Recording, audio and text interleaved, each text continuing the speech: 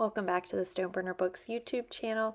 We did it! We made it through December, and I actually photographed and kept track of every single book that I made this year. I thought it was ambitious when I started in January, but I am so proud of myself for sticking with it and making sure I took pictures and wrote everything down this year.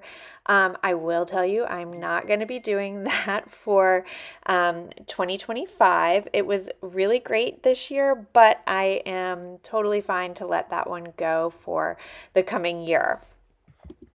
So, how many books did I make in December? I actually made 54, which is great because my holiday season was kind of winding down at this point.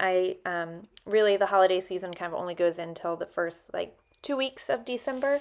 So you can see here these are some that I was making at my shows, and I think my last show was like December 14th or 15th, somewhere around there. So after that, I was done mentally and I just wanted to reset, relax, do all the family stuff that I needed to do. And then I just recently, in the last couple days, started working again on some more creative books. So I'm really excited about where I'm headed in 2025.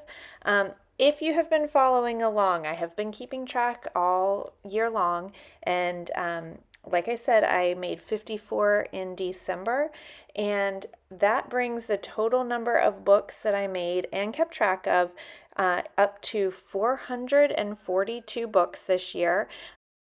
So, in full transparency, I did make a couple of other books when I was substituting this year. I would make an instant book here or there for kids to, write a little story in or draw in. I did not keep track of those. If I had to guess, I would say it was somewhere between 5 and 8. I didn't photograph them again because I was working, so I don't have evidence of those, but I would say 442 to 450 books made this year, and I'm pretty excited about that. So stay tuned to see what I do in 2025.